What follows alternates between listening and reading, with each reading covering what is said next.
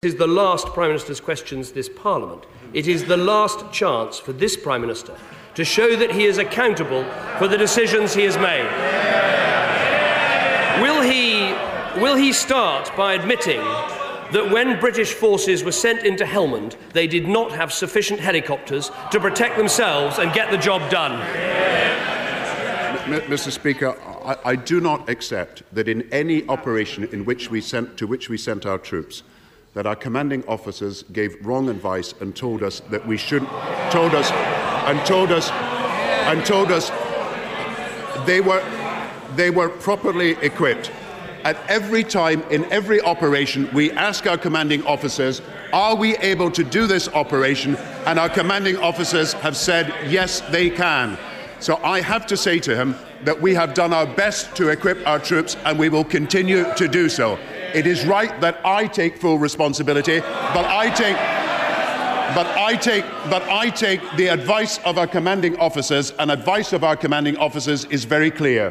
David Cameron. Say that answer sums up this premiership.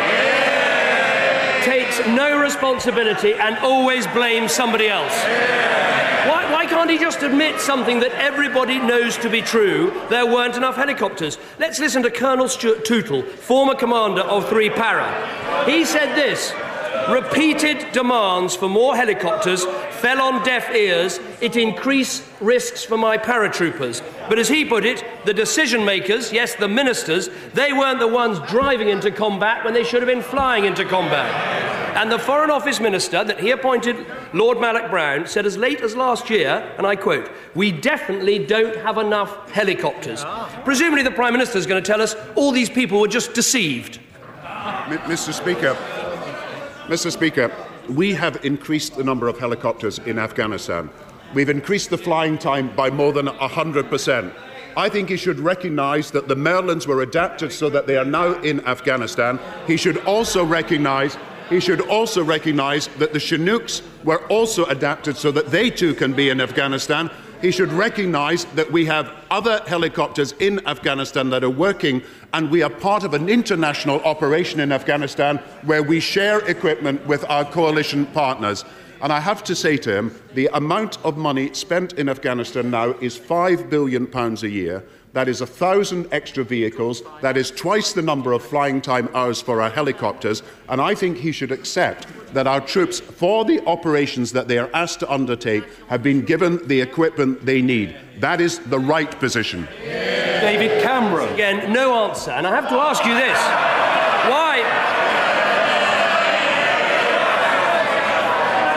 Order. Government backbenchers must calm down. Mr. David Cameron.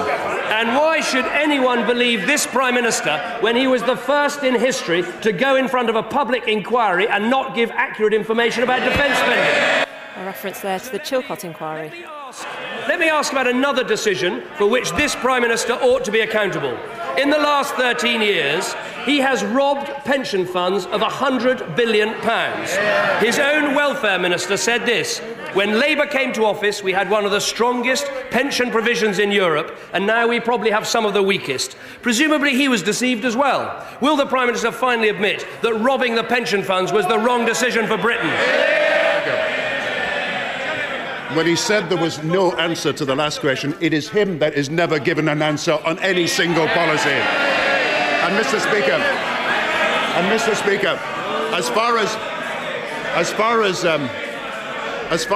far as pension funds are concerned, we debated in this House 2 years ago, and the Shadow Chancellor put up the case that the dividend tax credit had affected the ability of pension funds to have money.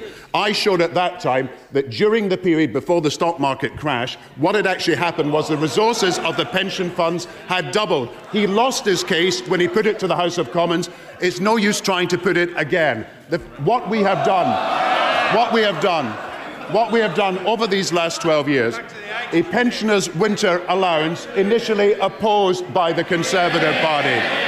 What we are saying we will do is link pensions to earnings taken away by a Conservative government. What we have done is taken 2 million pensioners with a pension tax credit and given them dignity in retirement, again opposed by the Conservative government. And what we now have is a national concessionary fare scheme which give pensioners the chance to travel the country at risk under a Conservative government. That, Mr. Speaker, is the sort of deception we're going to rebut in this election campaign every time it comes out. And he must be the only person in Britain who thinks robbing pension funds was a good idea. This is what his own advisor, who sat in number 10 Downing Street, said. This Prime Minister will go down in history as the one who destroyed our pension system. He just ignores what he doesn't want to hear, then he tries to cover up the consequences. People are finally starting to rumble Gordon Brown, and it serves him right. Presumably she was deceived as well. Let's take another decision for which the Prime Minister needs to be held to account. Yes? Order. Honourable and